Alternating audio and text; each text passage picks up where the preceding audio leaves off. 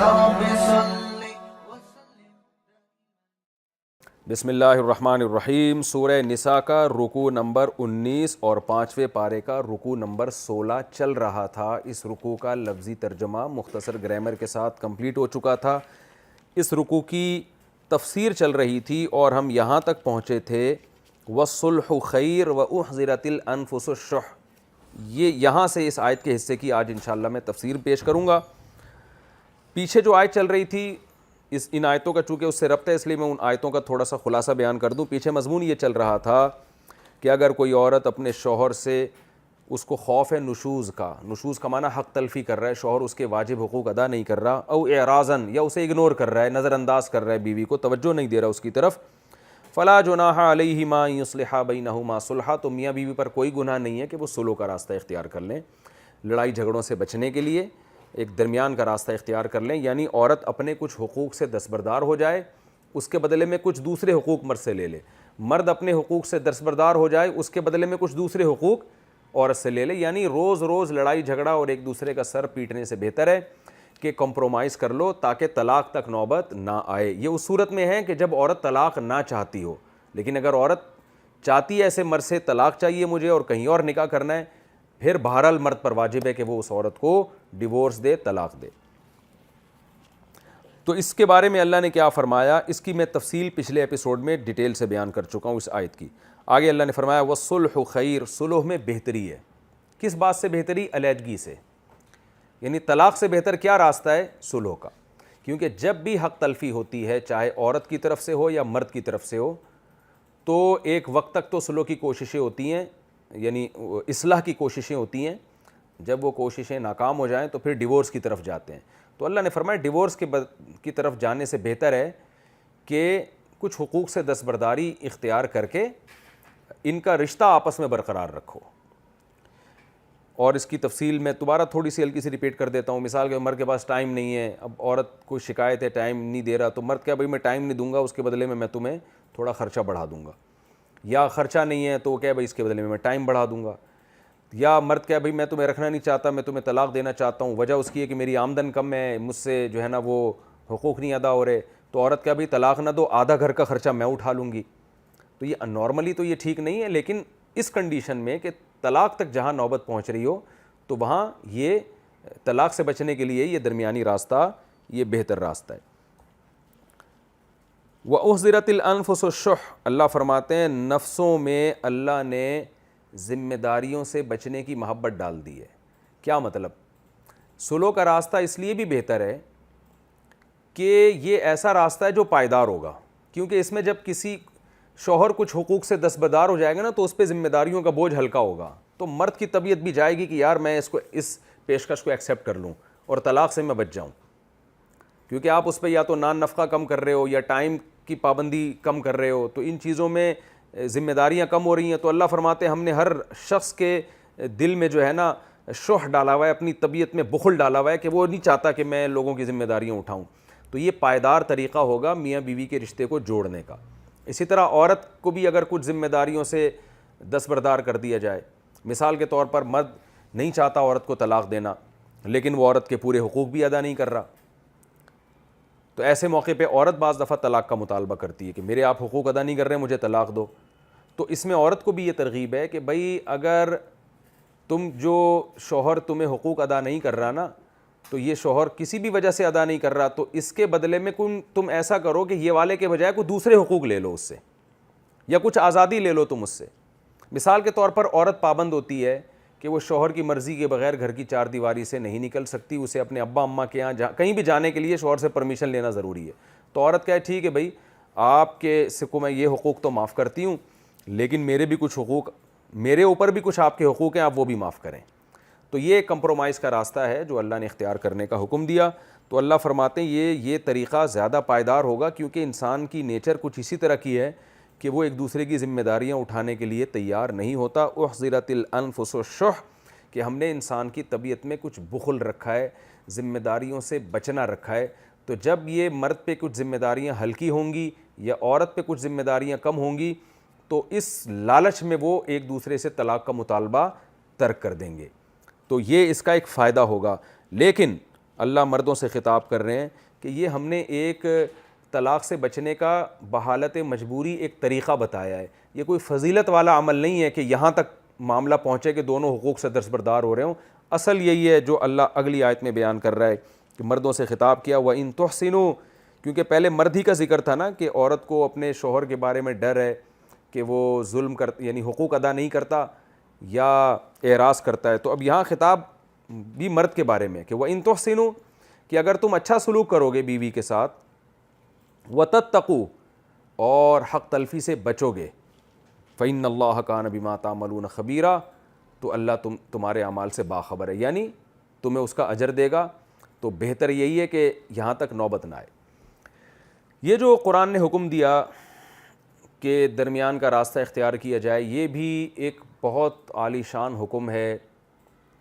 آج بہت سے لوگ اس سے غافل ہیں، پتہ ہی نہیں ہوتا کہ جوڑ کرنا کیسے میاں بیوی کے درمیان، شرعی احکام معلوم نہیں ہوتے. تو آپ نے دیکھ لیا کہ اگر زوجین کے درمیان لوگ چاہتے ہیں کہ پائیدار زندگی گزرے تو ان کو قرآن ہی کی ان ہدایات پر عمل کرنا پڑے گا. کتنے سارے اسٹیپ اللہ نے کتنے خوبصورت انداز سے بیان کر دیے.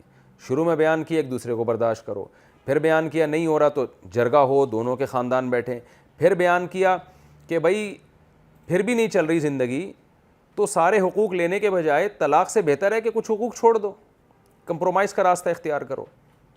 پھر بھی نہیں ہو رہا تو پھر آگے اللہ نے ان آیتوں کے بعد اگلی آیتوں میں اللہ نے طلاق کا تذکرہ کیا ہے، وہ بالکل آخری اسٹیپ میں جا کے اللہ نے بیان کی ہے. اچھا، یہاں میں ایک اہم مسئلہ بیان کرنا چاہتا ہوں. عربوں میں آج کل ایک نکاح چل رہا ہے جس کو نکاح مسیار کہتے ہیں. اس میں کیا ہوتا ہے کہ عورت کہتی ہے کہ مجھے صرف ایک عدد میاں چاہیے، اور شوہر کہتا ہے میں آپ سے اس شرط پہ نکاح کروں گا کہ آپ تمام حقوق سے دستبردار ہو جائیں، نہ میں نان نفقہ دوں گا، نہ میں آپ کو ٹائم دوں گا جو شوہر کے ذمے ہے. تو یعنی گویا ہمارا ریلیشن صرف ایک فزیکل ریلیشن ہوگا، جو سیکشول ریلیشن آپ جسے کہہ سکتے ہیں کہ اپنی خواہش کو پوری کرنے والا ہوگا. نہ اولاد پیدا ہونے دوں گا میں، کیونکہ میں بچوں کی کفالت نہیں کر سکتا اور نہ مجھے بچے چاہیے. عورت بھی کہہ رہی ہوتی ہے کہ چلو ٹھیک ہے بھائی، میں اگر یہاں آپ سے شادی نہیں کرتی تو میں زنا کی طرف جاؤں گی، پھر تو میں ایک حلال جنسی تسکین کے لیے نکاح کر رہی ہوں. تو استدلال انہی آیتوں سے کیا جاتا ہے. تو خوب سمجھ لیں کہ یہ جو قرآن نے ایک آیت بیان کی ہے، یہ ایک خاص جزوی واقعہ ہے کہ کہیں ایسا ہو سکتا ہے کہ میاں بیوی میں جھگڑا ہو رہا ہے یا شوہر کے دل میں بیوی کی نفرت اتنی بیٹھ گئی ہے کہ وہ نہیں اس کو ٹائم دینا چاہتا، اس کو پتہ ہے میں جب آؤں گا پھڈا ہوگا. ایسا بھی بعض دفعہ ہوتا ہے کہ مجبوری میں بھی یہ یہاں تک نوبت پہنچتی ہے. بعض دفعہ عورت اتنی بد اخلاق ہوتی ہے کہ شوہر کو پتہ ہے میں اگر 1 گھنٹہ بیوی کے ساتھ بیٹھ گیا تو یہ بیلن گھر میں چلیں گے اور سر ایک دوسرے کے پھٹیں گے. بعض عورتیں ایسی بد اخلاق ہوتی ہیں، میں نہیں کہہ رہا کہ وہ عورتیں جو تفسیر کا لیکچر سن رہی ہیں ان کے علاوہ، لیکن ہوتی ہیں. بعض دفعہ مرد بد اخلاق ہوتا ہے، عورت کو پتہ ہے کہ جب یہ گھر میں آئیں تو یہ ہلاکو خان بن کے آتے ہیں اور سر پیٹنا شروع آتے ہیں. بعض خواتین کے جو بتاتی ہیں کہ ہمارے میاں جب گھر میں آتے ہیں تو بچے بھی کانپنا شروع کر دیتے ہیں اور میں بھی، اور ایک ٹینشن ہی دیتے ہیں وہ. لیکن طلاق کی صورت میں اور اس سے بڑا نقصان ہوتا ہے. تو ایسی صورت میں یعنی شوہر کا مزاج ایسا ہے یا بیوی کا مزاج ایسا ہے تو بجائے طلاق کے بھائی آپس میں بیٹھ کے طے کر لیں کہ آپ وہیں رہیں، اسی گھر میں رہیں، میں اس گھر میں رہوں گی، خرچہ بھیج دیا کریں، نہ میں آپ سے طلاق لے رہی ہوں، نہ میں آپ کو بچوں سے ملنے سے روک رہی ہوں. یا شوہر کہتے کہ بھائی بیگم میں جب 1 گھنٹہ بیٹھتا ہوں تو لڑائی ہوتی ہے، تو بہتر ہے کہ ہم میاں بیوی کے رشتے میں جڑے رہیں، بچوں کو مل جل کے پال رہے ہیں. ہم دونوں کے اندر اللہ نے ڈیزائرز رکھی ہیں، میں بھی حرام سے بچنا چاہتا ہوں، تم بھی حرام سے بچنا چاہتی ہو. جب خواہش ہوگی ہم دونوں ملاقات کر لیں گے تاکہ برائی سے بچے رہیں. باقی ہم ایک دوسرے کے ساتھ بیٹھیں گے نہیں. آپ نے تجربہ کر کے دیکھ لیا، جب بیٹھتے ہیں تو سر پھوڑ کے اٹھتے ہیں ایک دوسرے کا، غیبتیں کرتے ہیں، بہتان تراشیاں کرتے ہیں، ساری روحانیت ختم ہو جاتی ہے. تو ہم اس پہ سلو کر لیتے ہیں کہ ایک دوسرے کا منہ نہیں دیکھیں گے. ہم بہت زیادہ دل کرے گا تو آپ اپنی تصویر بھیج دینا اس میں موبائل پہ، اور میں آپ کو اپنی پکچر بھیج دوں گا، بس دیکھ کے خوش ہو جایا کریں گے. یہ ہوتا ہے بعض گھر، یعنی یہ اس پر لانا پڑتا ہے ان کو. میں نے خود ایسے بہت دفعہ فیصلے کیے ہیں کہ بھئی یہ 10 سال ہو گئے لڑتے لڑتے، اب بہتر یہی ہے کہ الگ الگ رہا کرو آپ دونوں، اور جو ہے بچوں کو مل جل کے پالو. ایسے بھی کیس ہمارے سامنے آئے ہیں کہ 20-20 سال سے میاں بیوی بچوں کی خاطر ملے ہوئے ہیں، آپس میں زیادہ گپ شپ نہیں لگاتے وہ، کیونکہ ان کو پتہ ہے جب بات ہوگی تو لڑائی ہوگی. تو یہ ایک ایسا ہے کہ اتفاق سے کبھی ایسا ہو جائے تو پھر یہ صلح کی بات ہے یہ نہیں کہ اس کو آپ معاشرے میں ایک سسٹم بنا کے رائج کر لیں، اس کی یہ شریعت کے مزاج کے بالکل خلاف ہے، نکاح کی مصلحتوں کے بالکل خلاف ہے۔ تو عربوں میں جو ایک نکاح مسیار کا دستور چل پڑا ہے، اس کی کبھی بھی ان آیتوں کا سہارا لے کے اس کو ہم اپریشیٹ نہیں کر سکتے، اس لیے کہ اگر وہ سسٹم معاشرے میں رائج ہو گیا نا، اور مردوں نے یہ شرطیں لگانا شروع کر دیں کہ بھائی ہم ان عورتوں سے نکاح کریں گے جو اپنے حقوق تمام حقوق سے دستبردار ہو جائیں، ورنہ ہم آرام سے بیٹھے نکاح ہی نہیں کر رہا، تو عورت تو بیچاری مجبور ہو جائے گی، پھر وہ ظاہر ہے اس کو زنا کا خطرہ ہے، تو وہ مجبور ہو کے اپنی شرطوں سے دستبردار ہوگی، چلو بھائی کہ ہمارے کو ڈیزائرز تو پوری ہوں، لیکن اس کا نتیجہ کیا نکلے گا کہ معاشرے میں جب یہ کام کثرت سے ہوگا تو فیملی سسٹم تباہ و برباد ہو جائے گا، جو ایک نکاح کے نتیجے میں جو ایک اچھا معاشرہ خاندان وجود میں آتا ہے۔ تو یہ آیتوں سے استدلال کر کے، یعنی ان آیتوں کا سہارا لے کے معاشرے میں نکاح مسیار کو رائج کر دینا، یہ بالکل ناجائز ہے، بالکل غلط ہے، اس کی یہ شریعت کے مزاج کے بالکل خلاف ہے۔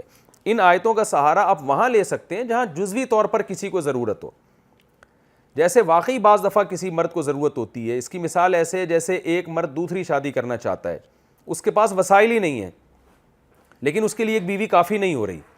اب مجھے یہاں بھی یہ ڈر لگتا ہے کہ میں جب یہ بتاؤں تو یہ مرد اس کا بھی ناجائز فائدہ نہ اٹھائیں کہیں، لیکن بہرحال ایک مسئلہ ہے تو مسئلے کے طور پہ بیان کر دیتا ہوں۔ مثال کے طور پر ایک مرد کے پہلی بیوی موجود ہے، لیکن اس مرد کے لیے وہ بیوی کافی نہیں ہو رہی زنا سے بچنے کے لیے، اس میں ڈیزائرز بہت زیادہ ہیں۔ تو اصول تو یہ ہے کہ آپ دوسری شادی کریں، جتنے حقوق پہلی کو دے رہے ہیں اتنے ہی دوسری کو دیں، 100% برابری کریں۔ اصل تو جو شریف لوگوں کا، عزت دار لوگوں کا طریقہ ہے وہ یہی ہے، جس کو قرآن جگہ جگہ بیان کرتا ہے کہ تم اگر عدل نہیں کر سکتے، برابری نہیں کر سکتے تو پھر ایک بیوی پر اکتفا کرو۔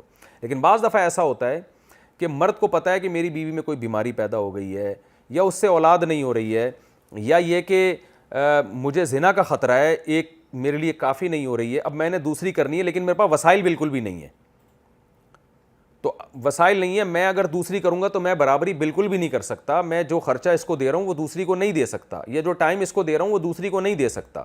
تو ایسی مجبوری میں وہ یہ کر سکتا ہے کہ دوسری عورت سے جو سیکنڈ وائف ہے، تو بیوی بننے سے پہلے اس سے ایک ایگریمنٹ کر لے کہ بھائی میں تمہیں صاف لفظوں میں بتا رہا ہوں کہ میں جو شادی کر رہا ہوں حقیقت یہ ہے کہ میرے پاس وسائل نہیں ہے، لیکن میں آپ سے شادی اس لیے کر رہا ہوں زنا سے بچنے کے لیے۔ تو آپ کو میں پہلے سے بتا دوں، اگر آپ اپنے حقوق سے دستبردار ہو جائیں پہلے سے کہ اتنا پیسے میں نہیں دے سکتا جتنے پہلی کو دے رہا ہوں میں، وہ ٹائم، یا بعض دفعہ پیسہ ہوتا ہے یا ٹائم ہوتا ہے، یا میں وہ ٹائم نہیں دے سکتا، میرے پاس ٹائم ہی نہیں ہے، تو آپ پہلے سے اس ٹائم یا اپنے جو مالی خرچہ ہے اس سے دستبردار ہو جائیں۔ پھر عورت یہ دیکھے گی، وہ یہ کیا کرے گی، وہ کہے گی بھائی نہیں، مجھے تو فلاں آدمی جو مل رہا ہے وہ ٹائم بھی دے رہا ہے، پیسے بھی دے رہا ہے، تو میں اس سے کیوں کروں؟ وہ کبھی بھی ایگری نہیں ہوگی۔ لیکن بعض عورتیں مجبور ہو جاتی ہیں، ان میں کوئی جسمانی عیب ہوگا، یا نسوانی حسن نہیں ہوگا، یا عمر ان کی زیادہ ہو چکی ہوگی، تو ایسی عورتیں پھر ان کو رشتہ نہیں مل رہا ہوتا، تو وہ مجبور عورتیں پھر کیا کریں گی قرآن کی ان آیتوں کے مطابق کہ some thing is better than nothing, کہ چلو پیسہ تو میرے پاس اللہ نے دیا، بہت کچھ ہے، میں جاب کرتی ہوں، کماتی ہوں، اس آدمی کے پاس پیسے نہیں ہیں، لیکن مجھے کم از کم شوہر کی نعمت مل جائے گی، میں برائی سے بچ جاؤں گی، میرے ایک مرد ہوگا کفالت، یعنی جس کا نام کم از کم لگا ہوا ہوگا، معاشرے میں جو لوگ مجھے الٹی نظروں سے دیکھتے ہیں، جب پتہ چلتا ہے کہ اس کا کوئی شوہر نہیں ہے تو برے لوگ میرا تعاقب کرتے ہیں، ان تمام ٹینشنوں سے میں بچ جاؤں گی۔ تو ان جیسی عورتوں اور ان جیسے مردوں کے لیے بھی یہ آیت ہے کہ بھائی سلو کا راستہ اختیار کر لو، کہ نکاح نہ کرنے سے بہتر ہے نکاح کر لو۔ بعض دفعہ یہ نکاح کرنے کے بعد مسائل پیش آتے ہیں، بعض دفعہ نکاح کرنے سے پہلے پیش آتے ہیں، تو آیت دونوں کو شامل ہے۔ یہ ایگریمنٹ نکاح کرنے سے پہلے بھی کیا جا سکتا ہے کہ سولو کا راستہ اختیار کر لو، تو یہ جائز ہے، تو یہ ایک مجبوری کے تحت ہو رہا ہے، لیکن اس کو ایک نظام کا حصہ بنا دینا، اس کو معاشرے میں اپریشیٹ کرنا، اس کی اجازت نہیں ہے۔ میرے پاس لوگ آتے ہیں اور مجھے کہتے ہیں میں دوسری شادی کرنا چاہتا ہوں، لیکن یہ نہ اس کو میں ٹائم دوں گا، نہ میں اس کو پیسے دوں گا، اور کوئی ایسا رشتہ بتا دیں جو صرف جو ہے نا میرے ساتھ بس نکاح کی ایک بندھن میں بن جائے۔ تو میں اس سے کہتا ہوں کیوں نہیں دیں گے، آپ کے پاس پیسے ہیں نہیں؟ کہہ رہے پیسے تو بہت ہیں لیکن میں نہیں یہ ٹینشن اٹھانا چاہتا۔ تو میں ایسے لوگوں کو طبیعت سے جو ہے نا سنا دیتا ہوں کہ آپ جیسے فالتو لوگوں کے لیے ہمارے پاس ٹائم نہیں ہے، تو ایسے لوگ ان آیتوں سے استدلال نہیں کر سکتے۔ تو یہ آیت کا ایک خاص مفہوم ہے، اس مفہوم کو سمجھنے کی ضرورت ہے، تو ایسا نہ ہو کہ معاشرے میں اس کو ایک اصول بنا کے نافذ کر دیا جائے۔ تو قرآن نے یہ بتایا وہاں جہاں کوئی مجبوری ہو، طلاق تک نوبت پہنچ رہی ہو، تو ایسی کنڈیشن میں بیچ کا راستہ اختیار کیا جا سکتا ہے۔ تو میں ان لوگوں سے کہتا ہوں جو یورپ میں جاتے ہیں، زنا کا خطرہ ہے، تو بھائی وہ پراپر طریقے سے اگر شادی نہیں کر سکتے، واقعی معذور ہیں، تو کوئی بات نہیں، وہ ایک سلو کا راستہ اختیار کر لیں۔ بعض دفعہ یہ بھی ہوتا ہے کہ پہلی بیوی اتنی سخت ہوتی ہے کہ وہ شوہر کو ایک رات مارکیٹ سے شارٹ ہونے ہی نہیں دیتی، وہ کہتی ہے روزانہ رات میرے ساتھ ہی گزارنی ہے، اور مرد کو زنا کا خطرہ ہوتا ہے، تو پھر وہ یہ کر سکتا ہے، دوسری بیوی سے ایگریمنٹ کر سکتا ہے کہ بھئی میں تم سے اس شرط پہ نکاح کر رہا ہوں کہ میں راتیں نہیں گزاروں گا تمہارے ساتھ۔ لیکن میں نے بتایا یہ بھی ایک مجبوری میں، اصل حکم یہ نہیں ہے اسلام کا، اور اس کو کوئی معاشرے کا آپ لا بنا کے یا معاشرے میں ایک رسم بنا کے رائج نہیں کر سکتے، یہ پھر بری بات ہو جائے گی۔ جیسے کہ بعض عرب ممالک میں ہو گیا ہے، مصر میں بھی اطلاعات ملتی ہیں نکاح مسیار کا رواج ہو گیا ہے۔ اس کا نقصان تو یہ ہوگا کہ مردوں کو جب فری پھوکٹ میں عورتیں ملیں گی تو مرد کسی کی بیٹی کو لا کے گھر کہاں بسائے گا، وہ تو چسکے لینے کا عادی بن جائے گا۔ تو قرآن نے جو ایک استثنائی طور پر، ایک جزوی طور پر ایک حکم بیان کیا ہے، اس کو معاشرے کا ایک عمومی حکم بنانے کی اجازت نہیں ہے، اس سے نکاح کی جو مصلحتیں ہیں وہ ضائع ہوں گی۔ تمام پیغمبر گھر بسانے والے تھے، نبی صلی اللہ علیہ وسلم کی 9 زوجات تھیں، کیسے آپ نے ان کا گھر بسایا ہے، حضرت خدیجہ کے ساتھ کیسا آپ نے نباہ کیا ہے، حضرت زکریا علیہ السلام کی جو زوجہ تھیں بانجھ تھیں، پوری زندگی اسی بانجھ بیوی کے ساتھ حضرت زکریا نے گزار دی، اور ان کی زوجہ نے بھی اپنے شوہر کے ساتھ گزار دی، طلاق تک نوبت نہیں آئی۔ تو ہم پیغمبروں کی اگر تاریخ اٹھا کے دیکھتے ہیں تو ہمیں پیغمبر گھر بسانے والے ملتے ہیں، شرطیں لگا لگا کے اور سلو کر کر کے عورت کے حقوق سے پیچھے ہٹنے والے ہمیں پیغمبر نہیں ملتے۔ تو اللہ نے جہاں یہ آیت نازل کی وہاں دوسری آیتیں بھی ہیں، ان سب کو دیکھ کر مفہوم کو متعین کیا جائے گا۔ لیکن بہرحال مجبوری میں اللہ نے ہمیں اس کی اجازت دی ہے کہ سلو کا راستہ اختیار کیا جائے، تو یہ شرعاً جائز ہے حالت مجبوری میں۔ لیکن اللہ نے پھر آخر میں ترغیب دی، وَإِن تُحْسِنُوا وَتَتَّقُوا، اگر تم پورے حقوق ادا کرو اور تقوی کا راستہ اختیار کرو، فَإِنَّ اللَّهَ كَانَ بِمَا تَعْمَلُونَ خَبِيرًا، تو اچھی بات یہی ہے، اللہ تمہارے عمل سے باخبر ہے اور اس کا تمہیں قیامت کے دن اجر دے گا۔ اچھا، یہاں ایک بات خوب سمجھ لیں، نکاح مسیار میں اور متع میں فرق ہوتا ہے۔ نکاح مسیار یہ ہوتا ہے کہ عورت حقوق سے دستبردار ہو گئی اور صرف نکاح کے ایک رشتے میں آ رہی ہے، کچھ حقوق سے یا بعض حقوق سے، اور مرد اس بیس پہ اس سے نکاح کر لیتا ہے، لیکن وہ نکاح ہوتا ہمیشہ کے لیے۔ اتفاق سے مرد طلاق دے دے تو ایک الگ بات ہے، اس میں شروع میں یہ ایگریمنٹ نہیں ہوتا کہ ہم 1 مہینے کے لیے نکاح کر رہے ہیں یا 2 مہینے کے لیے نکاح کر رہے ہیں، نکاح ہوا ہے مستقل بیسس پر، چاہے بعد میں مرد طلاق دے دے وہ ایک الگ بات ہے۔ متع میں یہ ہوتا ہے کہ شروع میں ہی یہ طے ہوتا ہے کہ یہ 1 مہینے کی شادی ہے، 2 مہینے کی شادی، 1 سال کی ہے، 2 سال کی، 5 سال کی، 1 گھنٹے کی۔ تو اس میں اور نکاح مسیار میں زمین آسمان کا فرق ہے۔ متع بالکل حرام ہے اور زنا ہے، نکاح مسیار زنا نہیں ہے نکاح، بیوی اس سے حلال ہو جائے گی۔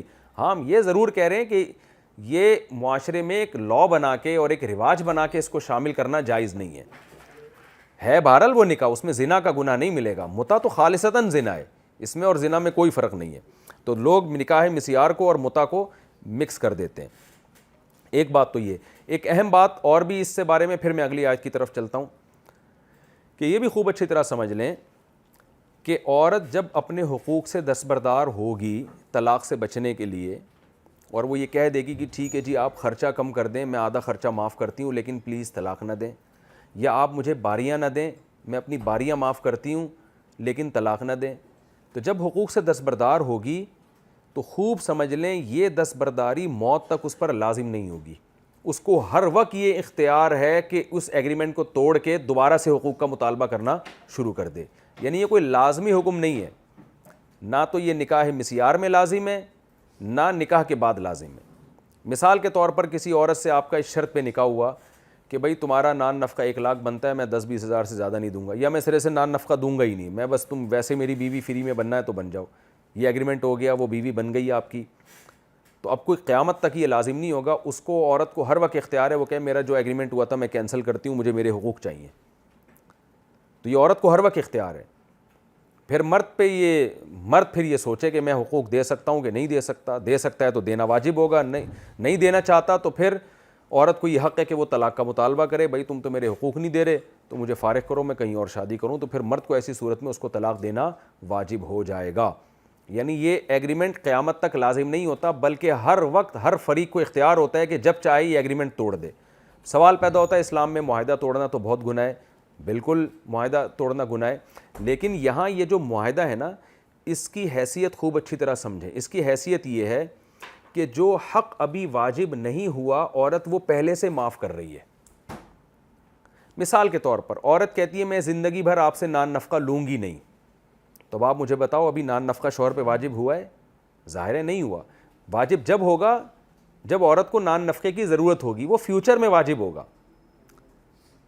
مثال کے طور پر عورت کو کھانے کے لیے پیسے چاہیے، بجلی کا بل ادا کرنے کے لیے پیسے چاہیے، تو بجلی جب استعمال کرے گی تو بجلی کا بل شوہر پہ واجب ہوگا نا، وہ ابھی استعمال کیا ہی نہیں ہے، وہ تو فیوچر میں ہوگا۔ تو شریعت کا اصول یہ ہے کہ کوئی حق اگر کسی پر واجب نہ ہوا ہو تو پہلے سے معاف کرنے سے وہ معاف نہیں ہوتا۔ اس کی مثال ایسے ہے جیسے وراثت۔ بیٹا باپ کی زندگی میں کہہ دے کہ ابا جو آپ کی مرنے کے بعد مجھے وراثت ملے گی میں معاف کر رہا ہوں، وہ تو 100 دفعہ بھی کہہ دے گا نا، پھر بھی باپ کے مرنے کے بعد اس بیٹے کو وراثت ملے گی۔ وجہ کیا ہے کہ وراثت ابھی واجب ہی نہیں ہوئی ہے، بیٹے کو وراثت، بیٹے کا باپ کے مال میں وراثت کا حق ابھی ثابت ہی نہیں ہوا ہے، تو معاف کرنے سے وہ معاف نہیں ہوگا۔ تو اس کی حیثیت محض ایک وعدے کی سی ہوگی، اس ایگریمنٹ کی۔ اس کو حقیقی معنی میں ایگریمنٹ نہیں کہیں گے ہم، یہ ایک وعدہ ہے کہ بھئی میں نہیں لوں گا، تو بعد میں آپ کو یہ اختیار ہے کہ آپ لے لیں اس کو۔ تو اسی وجہ سے علماء کہتے ہیں کہ وارثین اگر باپ کی زندگی میں معاف کر دیں ہمیں وراثت کا حصہ نہیں چاہیے تو وہ معاف نہیں ہوتا، کیونکہ ایک حق ابھی واجب ہوا ہی نہیں ہے، تو معاف کہاں سے ہوگا۔ اس کی میں ایک اور آسان مثال دیتا ہوں آپ کو۔ میں نے آپ سے کہا کہ میں آپ سے اگلے سال 1,00,000 روپے کا موبائل خریدوں گا، اور میرے اوپر جو 1,00,000 روپے واجب ہوں گے وہ میں نے ابھی سے معاف کر دیے۔ تو جب اگلے سال آپ موبائل خریدیں گے نا، میں یعنی خریدوں گا آپ سے، پھر میرے اوپر جو 1,00,000 روپے، اچھا سوری یہ الٹا مثال میں نے الٹی کر دی، میں یوں مثال دیتا ہوں آپ کو کہ میں نے آپ سے کہا کہ اگلے سال آپ مجھ سے موبائل خریدیں گے، آپ نے کہا ہاں میں خریدوں گا۔ میں نے کہا 1,00,000 میں خریدیں گے، آپ نے کہا 1,00,000 میں خریدوں گا۔ میں نے کہا وہ 1,00,000 میں نے ابھی سے معاف کر دیے، تو شریعت میں معاف نہیں ہوئے۔ کیوں؟ اس لیے کہ وہ لاکھ ابھی سامنے والے پر واجب ہوئے ہی نہیں ہیں، واجب جب ہوں گے جب وہ موبائل خریدے گا تو اس پر پیمنٹ واجب ہوگی، جب واجب حق آئے گا پھر میں معاف کروں گا تو معاف ہوگا۔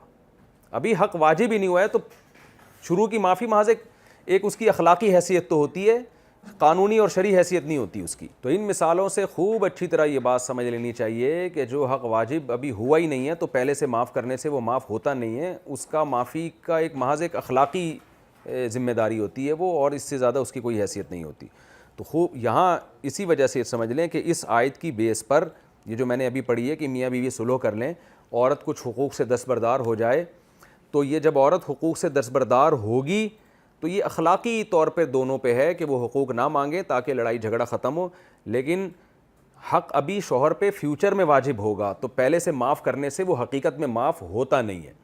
تو جب حق کی ادائیگی کا ٹائم آئے گا تو عورت پر یہ جائز ہوگا کہ وہ کہے بھئی وہ ایگریمنٹ ہم کینسل کر رہے ہیں، لیکن پھر شوہر کو یہ حق حاصل ہوگا کہ وہ یہ کہہ سکتا ہے کہ بھئی میں نے تو آپ کو اپنے نکاح میں رکھا اسی ایگریمنٹ کی بیس پہ ہے، تو پھر میں حقوق نہیں ادا کر سکتا، میں طلاق دے رہا ہوں۔ پھر عورت کو یہ اختیار ہوگا کہ وہ شوہر سے کہہ دے کہ ٹھیک ہے طلاق دے دو، اگر عورت مانگتی ہے تو پھر شوہر پر واجب ہوگا، عورت اگر طلاق نہیں چاہتی تو پھر وہی بات دوبارہ سے لوٹ کر آئے گی، کہے گی بھئی مجھے طلاق نہیں دینا، میں پھر اپنے حقوق سے دستبردار ہو رہی ہوں۔ پھر شوہر کو یہ حق حاصل ہوگا دوبارہ کہ وہ حقوق سے دستبردار ہو جائے۔ مطلب یہ کہ یہ ایسا ایگریمنٹ ہوگا جو ہر وقت اس میں تبدیلی کا امکان موجود رہے گا، میاں بیوی میں سے کوئی بھی کسی پر بھی 100% یہ ایگریمنٹ کی پابندی لازم نہیں ہوگی، یہ خوب سمجھ لیں۔ اس کی میں ایک مثال دے دیتا ہوں جس سے بات سمجھ میں آ جائے گی انشاءاللہ۔ ہمارے ایک جاننے والے نے سیکنڈ میرج کی، ان کے پاس ٹائم نہیں تھا، پیسے نہیں تھے، دوسری بیوی سے ایگریمنٹ کیا میں اس شرط پہ آپ سے شادی کر رہا ہوں کہ پیسے تھے ٹائم نہیں تھا، تو انہوں نے کہا کہ میں آپ سے اس شرط پہ شادی کر رہا ہوں، وہ خاتون طلاق یافتہ تھیں، میں اس شرط پہ شادی کر رہا ہوں کہ میں آپ کو ایک تگڑا ہر مہینے ایک نان نفقہ دوں گا۔ ان خاتون کی حیثیت سے بہت زیادہ، وہ بہت مالدار آدمی تھے، فرض کر لیں کہ وہ 5,00,000 روپے دوں گا، فرض کرنے میں گورنمنٹ کی طرف سے کوئی پابندی نہیں ہے، فرض کیا جا سکتا ہے، یعنی میں آپ کو جیب خرچی 5,00,000 روپے دوں گا، لیکن میں ٹائم نہیں دے سکتا، ٹائم مجھے جب ملے گا میں آ جاؤں گا آپ کے پاس، ہفتے میں کم از کم ایک دفعہ ضرور آؤں گا، اس سے زیادہ میں ٹائم نہیں دے سکتا۔ یہ ایک دونوں کے درمیان صلح ہو گئی کہ مرد نے کہا بھائی میں اس شرط پہ آپ سے شادی کروں گا۔ لڑکی نے سوچا کہ چلو یار میری تو ویسے ہی شادی نہیں ہو رہی تھی, میں طلاق یافتہ ہوں, میرے بچے بھی ہیں, اب کم از کم 5 لاکھ روپے مل رہے ہیں اور شوہر ہفتے میں 1 دفعہ تو مل رہا ہے نا مجھ سے, اس سے تو بہتر ہے کہ میرا نکاح ہی نہیں ہو رہا تھا. لڑکی نے بھی شادی کر لی, میں نے ہی دونوں کا نکاح پڑھایا, دونوں کی شادی ہو گئی. اب کیا ہوا کہ جی شروع میں تو میاں صاحب ہفتے میں آتے رہے, ہفتے میں 1 دفعہ 2 دفعہ. اب بیگم صاحبہ کو میاں یاد آنے لگے, محبت ہو گئی, نہیں جی مجھے تو میرا میاں ہر دوسرے دن چاہیے, جیسے جتنا ٹائم وہ پہلی کو دے رہا ہے اتنا دوسری کو دے. تو خاتون نے مجھ سے رابطہ کیا کہ بھائی میرے شوہر سے مجھے پورا ٹائم چاہیے. میں نے میاں سے بولا بھائی ٹائم دو. وہ کہہ رہا ہے بھائی میری تو شادی ان سے اس شرط پہ ہوئی ہے کہ میں ٹائم نہیں دوں گا, میں ٹائم دوں گا تو میں تو پکڑا جاؤں گا, میں تو پٹوں گا سسرال میں. سسرال والے پوچھیں گے بھائی تو مارکیٹ سے کدھر شارٹ ہے, دوسرے دن کہاں گیا تھا تو انہوں نے کہا میں نہیں دے سکتا ٹائم. اب کیا مسئلہ ہوا ہے کہ عورت نے کہا, میں نے خاتون سے کہا آپ نے تو ایگریمنٹ کیا تھا, تو خاتون کہتی میں نے کیا تو تھا لیکن اب مجھے میاں کے بغیر, میاں لیس زندگی مجھ سے برداشت نہیں ہو رہی, مجھے پیسہ نہیں چاہیے, مجھے میاں چاہیے. تو میں نے کہا کوئی بات نہیں, یہ ایگریمنٹ آپ کا ہوا تھا, آپ کو یہ شریعت نے حق دیا ہے کہ آپ اس ایگریمنٹ سے پیچھے ہٹ جائیں. آپ کو یہ حق دیا ہے, آپ بولیں وہ ایگریمنٹ اس وقت کا تھا, آج کے بعد سے مجھے باریاں پوری چاہیے اپنی. تو خاتون بڑی خوش ہو گئی. میں نے شوہر کو کہا, میں نے کہا بھائی یہ کہہ رہی ہیں کہ آج کے بعد سے مجھے باریاں پوری چاہیے, وہ ایگریمنٹ میں کینسل کرتی ہوں. یہ میں اس آیت کو سمجھانے کے لیے آپ کو بتا رہا ہوں. شوہر نے کہا میں تو نہیں بھی دے سکتا بھائی, میں تو پکڑا جاؤں گا. تو میں نے خاتون سے کہا یہ کہہ رہے نہیں دے سکتا, تو پھر آپ طلاق چاہتی ہیں؟ یعنی اب تو یہی ہے نا کہ بھائی وہ نہیں ایگری ہو رہا, تو اب جب شرطوں پہ, جس شرطوں پہ شادی ہوئی تھی اب اس پہ ایگری نہیں ہے, تو مرد تو کہہ رہا ہے کہ میں نہیں دے سکتا. تو خاتون نے کہا ٹھیک ہے پھر مجھے ان سے کہیں ڈیورس دیں, میں اس طرح زندگی نہیں گزار سکتی, مجھے میاں چاہیے. میں نے میاں سے کہا کہ بھائی وہ کہہ رہی ہے کہ یا تو میری پوری باریاں دو ورنہ مجھے طلاق دو. شوہر نے کہا میں طلاق نہیں دوں گا, کیونکہ شوہر کو بھی محبت ہو گئی تھی اس سے. وہ نہیں چاہ رہا تھا یار مجھے, بے شک طلاق یافتہ ہے, بے شک بچے ہیں, وہ چاہ رہا تھا کہ بھئی میں نہیں دے سکتا اس کو, میرا موڈ نہیں ہے طلاق دینے کا, مجھے تو بڑی محبت ہو گئی ہے, مجھے کہاں سے ملے گی دوبارہ اتنی فری پھوکٹ کی بیوی جو ٹائم ہی نہ مانگ رہی ہو. میں نے کہا شوہر سے اب زیادتی آپ کی طرف سے ہے, وجہ اس کی یہ ہے.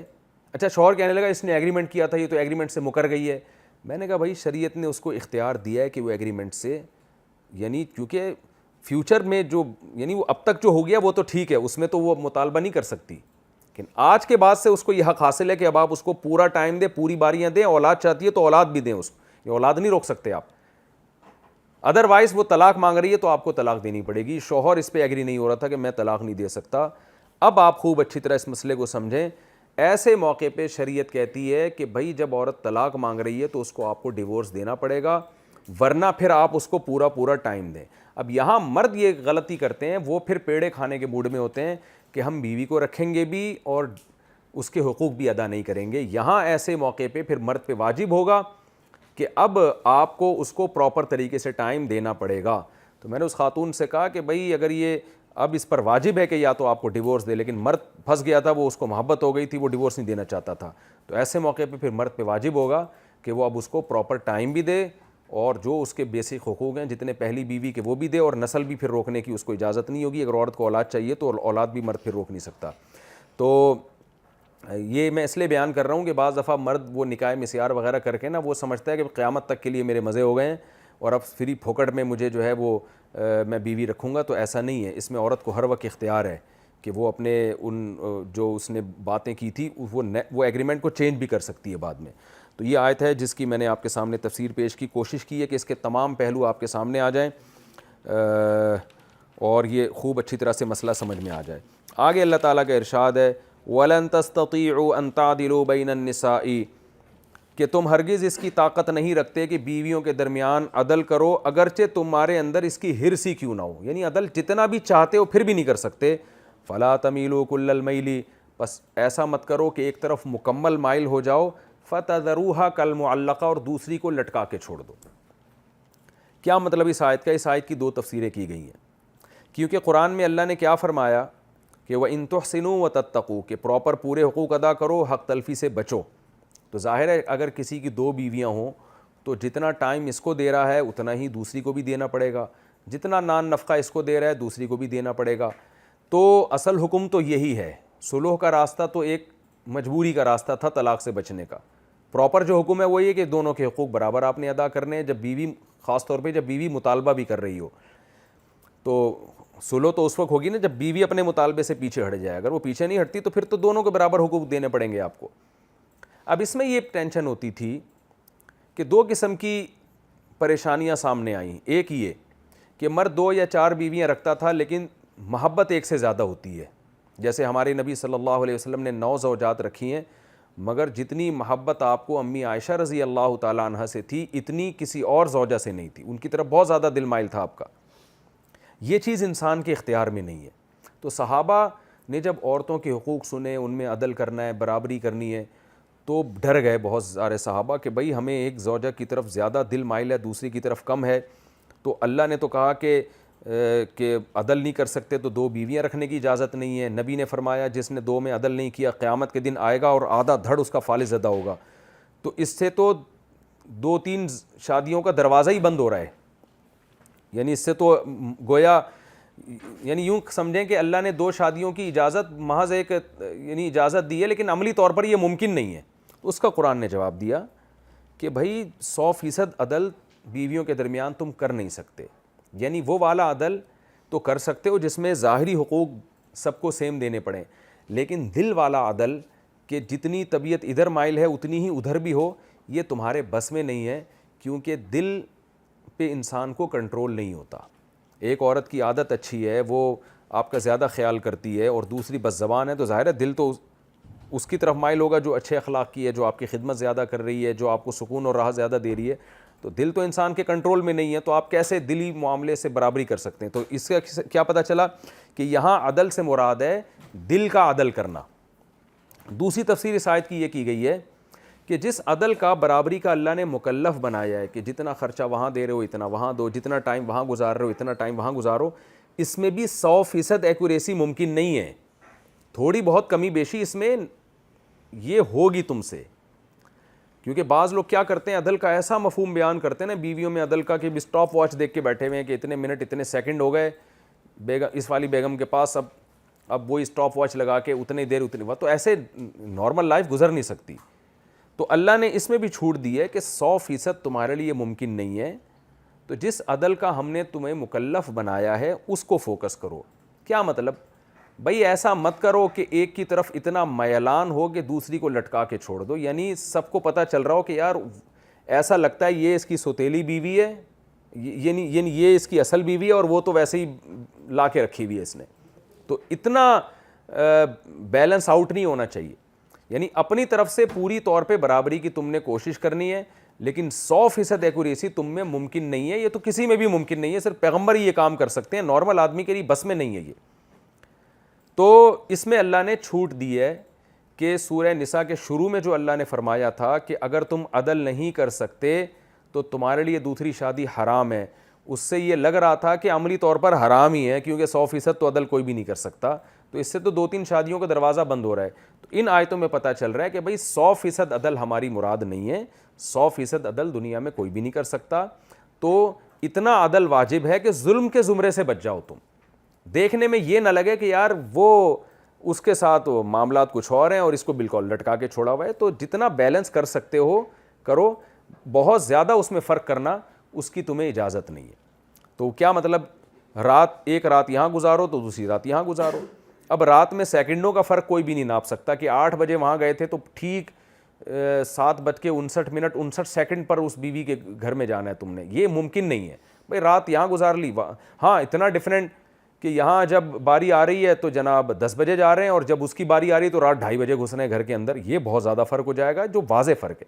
چند منٹوں کی تاخیر ہو سکتی ہے, یہ انسان کے بس میں نہیں ہے. تو اس طرح یعنی اس آیت کا یہ مفہوم ہے. تو اللہ نے فرمایا فلا تمیلوا کل المیل, ایک کی طرف ایسے مائل نہ ہو جاؤ کہ دوسری کو لٹکا کے چھوڑ دو. لٹکانے کا مطلب یہ کہ نہ وہ شوہر والی ہو اور نہ بغیر شوہر والی. یہ لٹکی ہوئی ہوتی ہے. ایک شادی شدہ عورت ہوتی ہے, ایک بغیر شادی شدہ. شادی شدہ وہ ہوتی ہے جس کو شوہر سے پورے حقوق مل رہے ہوں. بغیر شادی شدہ وہ ہوتی ہے جس کو شوہر سے کچھ بھی حق نہ مل رہا ہو, لیکن اس کے پاس یہ آپشن ہوتا ہے کسی سے شادی کر سکتی ہے. تو تم نے دوسری یا پہلی بیوی کو ایسا لٹکا دیا کہ نہ وہ شادی شدہ لائف ہے اس کی, نہ ان میرڈ لڑکیوں والی لائف ہے اس کی. ان میرڈ ہوتی تمہارے نکاح سے باہر ہوتی تو یہ تو اس کو امید ہوتی نا کہ کوئی مرد نکاح کر کے حقوق دے دے گا، لیکن اب یہ امید بھی نہیں ہے اس کو کہ کوئی شوہر ملے گا، کیونکہ وہ تمہارے نکاح میں ہے، تم جب تک چھوڑو گے نہیں وہ کہاں نکاح کرے گی. اور شادی شدہ بھی نہیں ہے، کیونکہ جو شادی شدہ ہوتی ہے اس کو تو ٹائم بھی ملتا ہے شوہر کی طرف سے، پیسے بھی ملتے ہیں. اس کو تو نہ پورے پیسے مل رہے ہیں، یا اس کو یا تو پیسوں میں کمی آ رہی ہے یا ٹائم میں کمی آ رہی ہے، یا دونوں چیزوں میں کمی آ رہی ہے. تو ایسے لٹکا کے کسی عورت کو مت چھوڑو، یہ قرآن کا حکم ہے. آگے اللہ نے فرمایا وَإِن تُصْلِحُوا، اور اگر تم صلح کرو گے. یہاں اصلاح کا معنی یہ صلح نہیں ہے بلکہ اصلاح کے معنی میں، اگر تم اصلاح کرو گے وَتَتَّقُوا، اور حق تلفی سے بچو گے، فَإِنَّ اللَّهَ كَانَ غَفُورًا رَحِيمًا، تو اللہ معاف کرنے والا اور رحم کرنے والا ہے. دیکھیں یہاں اصلاح کا وہ مفہوم نہیں ہے جو وہاں ہے. قرآن کے ہر آیت کا مطلب جو ہے نا، ہر لفظ کا مطلب اسی آیت کے سیاق و سباق کو سامنے رکھ کے بیان کیا جاتا ہے. یہاں اصلاح کا مطلب کیا ہے کہ جو کچھ تم سے ماضی میں ہو چکا اس کو بھول جاؤ. میاں بیوی جو ایک دوسرے کی حق تلفی کر چکے ہیں اس کو بھول جائیں. اور اگر شوہر کی 2 بیویاں تھیں، ایک کو لٹکا کے چھوڑا ہوا تھا، تو جو ہو چکا ہو گیا. تصلحوا، آئندہ کے لیے اصلاح کرو، یعنی اس ظلم سے توبہ کرو. اور مفسرین نے لکھا ہے کہ اصلاح میں بیوی سے معافی مانگنا بھی داخل ہے. اگر آپ نے ایک زوجہ پہ ظلم کیا تھا، اس کے ساتھ برابری والا معاملہ نہیں کیا، اس کو لٹکا کے چھوڑا ہوا تھا، تو چونکہ اس کی حق تلفی ہوئی ہے، تو حق تلفی میں جب اصلاح کرو گے تو حقوق العباد میں جس بندے کی حق تلفی ہوئی ہو، اللہ کے ساتھ اس سے معافی مانگنا بھی ضروری ہے. تو مفسرین نے اس آیت کے تحت لکھا ہے کہ ان تصلحوا میں مرد کو خطاب ہے کہ اگر تم اصلاح کر لو آئندہ کے لیے، اب تک تو تم نے جو ظلم کیا ہو گیا، آئندہ کے لیے اصلاح کر لو، یعنی بیوی کی جو حق تلفی کی اس سے معافی بھی مانگو اور آئندہ اس حق تلفی سے بچو. وتتقوا کا معنی بچنا، آئندہ حق تلفی سے بچو. فإن اللہ کان غفور رحیما، تو اللہ غفور رحیم ہے، پچھلے گناہ تمہارے معاف کر دے گا. اس کو دل پہ لے کے بیٹھو نہیں کہ ہاں یہ ہو گیا وہ ہو گیا اب تو میں جہنم میں ہی جاؤں گا، نہ نہ کوئی بات نہیں، اب تک جو ہو چکا ہو گیا، آئندہ کے لیے اصلاح کر لو. وَإِن يَتَفَرَّقَا، اب قرآن آگے ایک بات بیان کر رہا ہے کہ پہلے تو ایک دوسرے کے عیب برداشت کرنے کی آیتیں نازل ہوئیں، پھر نازل ہوئیں کہ جرگہ بیٹھے ان کے میں درمیان صلح کی کوشش کرے، پھر بھی ایک دوسرے کے حقوق ادا نہیں کر رہے تو کمپرومائز کر لو تاکہ طلاق تک نوبت نہ آئے. اور پھر مرد کو حکم دیا جا رہا ہے کہ برابری کرو، پورے حقوق ادا کرو، جو کوتاہی ہوئی اس میں توبہ استغفار کرو. پھر بھی نہیں ہوتا تو آخر میں نتیجہ کیا نکلے گا؟ ڈیورس ہو جائے گی، طلاق ہو جائے گی. اس کے علاوہ تو اور کوئی حل نہیں ہے نا. تو اللہ فرماتے ہیں اگر یہ بھی ہو جائے تو اس کو بھی دل پہ لے کے نہ بیٹھو. وَإِن يَتَفَرَّقَا، اگر میاں بیوی علیحدگی ہی اختیار کر لیتے ہیں، نہیں بن رہی آپس میں، نہ کمپرومائز سمجھ میں آ رہا ہے، علیحدگی اختیار کر لیتے ہیں. کیسے کہ شوہر اگر ڈیورس دے دیتا ہے یا عورت شوہر سے خلا مانگتی اور شوہر عورت کے مطالبے پر شوہر خلا پہ راضی ہو جاتا ہے اور اس طرح سے دونوں میں علیحدگی ہو جاتی ہے، تو یغنی اللہ کلا من سعتی، تو بھی ٹینشن لینے کا نہیں ہے. اللہ دونوں کو اپنے فضل سے بے پرواہ کر دے گا. بے پرواہ کا مطلب کہ عورت کو مرد کی اس شوہر کی ضرورت نہیں رہے گی اور اس شوہر کو اس عورت کی ضرورت نہیں رہے گی. کیونکہ میاں بیوی دونوں اس خوش فہمی میں مبتلا ہوتے ہیں. شوہر اس خوش فہمی میں ہوتا ہے کہ میں اگر اس کو چھوڑ دوں گا تو یہ تو بیچاری زندگی برباد ہو جائے گی اس کی، اور یہ تو میری محتاج ہے. تو اللہ فرماتے ہیں یہ بیوی تمہاری محتاج نہیں رہے گی، اللہ اس کو تم سے غنی کر دے گا، اس کو کوئی دوسرا اچھا رشتہ دلا دے گا یا اور کوئی انتظام کر دے گا، یعنی اس کی کفالت کا. اور عورت یہ سمجھتی ہے کہ میں نے اگر شوہر سے علیحدگی لے لی تو اس کا تو بیڑا غرق ہو جائے گا. تو اللہ عورت کو بھی بتا رہے ہیں کہ اللہ اس کو بھی غنی کر دے گا، اس کو بھی تم سے بے پرواہ کر دے گا. تو آخری حل علیحدگی ہے. اگر ان تمام صورتوں میں سے کسی پر عمل نہیں ہو رہا، آخری حل علیحدگی ہے. تو اللہ فرماتے ہیں اگر ان دونوں میں علیحدگی ہو جائے تو اللہ دونوں کو اپنے فضل سے بے پرواہ کر دے گا، غنی کر دے گا. وکان اللہ واسعا حکیما، سارے کام تم نے تھوڑی کرنے ہیں کہ تم ہی ایک دوسرے کے حقوق ادا کرو گے. اصل تو خالق ہے اور اس کا مخلوق سے رشتہ ہے، وہ وسعت والا ہے، بڑے ظرف والا ہے اور حکمت والا بھی ہے. اس کی حکمت کے تقاضے ہیں کہ تمہیں ان احکام میں اس نے جوڑ دیا تاکہ ایک نظام چلے، ایک سسٹم چلے، ورنہ اسے تمہاری ضرورت نہیں ہے. تو یہ بھی اسلام کا ایک حکم ہے کہ میاں بیوی میں کسی طرح سے نہ بن رہی ہو اور حدود اللہ پر قائم نہ رہ سکتے ہوں تو پھر وہ علیحدگی کا راستہ بھی اختیار کر سکتے ہیں. اس میں یہ بتا دیا گیا کہ طلاق اگرچہ ناپسندیدہ ہے مگر اتنی ناپسندیدہ نہیں ہے جتنی غیر مسلموں کے ہاں سمجھی جاتی ہے. تو اور جتنی ہمارے معاشرے میں سمجھی جاتی ہے اتنی بھی غیر پسندیدہ نہیں ہے. باقی انشاءاللہ اس رکوع کو میں رکوع نمبر 16 اور رکوع نمبر 19 اور 16، یعنی سورہ نساء کا رکوع نمبر 19 اور 5ویں پارے کا رکوع نمبر 16، اس کی بقیہ آیتوں کی تفسیر باقی ہے، انشاءاللہ میں وللہ ما فی السماوات و ما فی الارض سے آگے آیتوں کی تفسیر کروں گا. اللہ تعالیٰ عمل کی توفیق عطا فرمائے. وما علینا الا البلاغ.